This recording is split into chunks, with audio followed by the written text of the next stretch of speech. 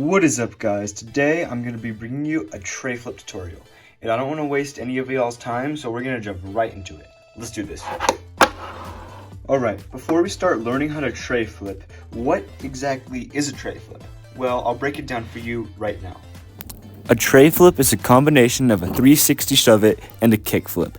It's sometimes hard to understand the motion, so here it is in slow motion so you can really see what's happening. Now that you know what a tray flip is and what it looks like, we can move on to the first step. Let's get started with finger placement.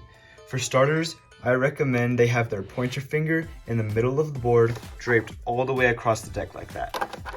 And for your middle finger, you should put it on the edge of the tail, on the side away from you, just like that. And this will help you get a good scoop and a nice flick. Now that we've got finger placement down, we're gonna work next on movement.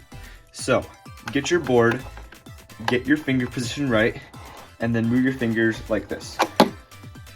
And I'll just explain what this movement does.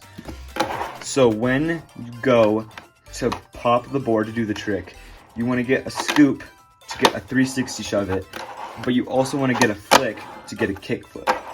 So this finger position right here really helps to get that movement for the 360 flip. Now, to really get this movement down, I do want you guys to practice this movement a lot, which is just popping and then moving your fingers like this. So just practice this over and over again. If you're struggling to get the board into the air, there's two reasons that might be happening. The first reason for this is that when you do the motion I taught you like that, your pointer finger might not be flicking enough off the nose. Because if it's not doing that, it's not going to get you into the air. You're basically kind of flicking your hand like this to gain friction and momentum to get the board into the air. But if you just do this movement, it won't ever get the board into the air. The other reason that might be keeping the board from going into the air is if you're scooping before you're popping. You want to hear a nice click sound like this when you're doing this trick. If you don't hear that, you're just scooping, you're not actually popping. But you really want to pop and scoop at the exact same time if you can. This is really difficult to do at first, but if you keep practicing, you'll get it eventually. So now you know the movement needed to tray flip. But there's one more thing. How do you actually practice these movements?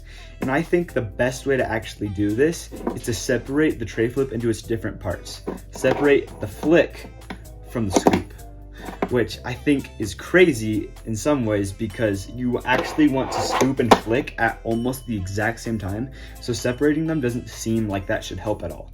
But it actually helps a lot if you learn them individually and then combine them together. Let's start with the scoop. Scooping is easily the most important part about performing a tray flip, so you gotta get it down. Let's break it down into a little bit more detail so you can understand it better. So basically, with a tray flip scoop, what you're trying to do is you're first lifting the wheels up very slightly, the front wheels, and then you're bending your middle finger, kind of trying to pull the tail of the deck towards your body. And you're gonna do this like this. So basically you can practice by lifting the wheels up very slightly and then doing this until the tail hits the ground. So like that. And obviously with the scoop, you want to have the pop in there.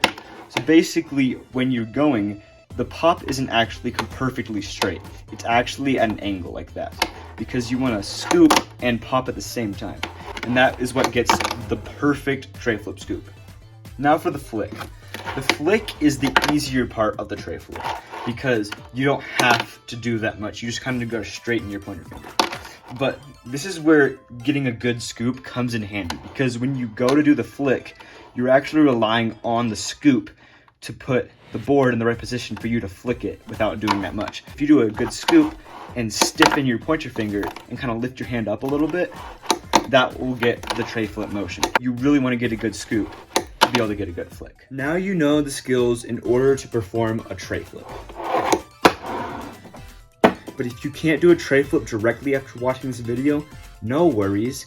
It takes practice, and that is probably the most important part about learning any trick.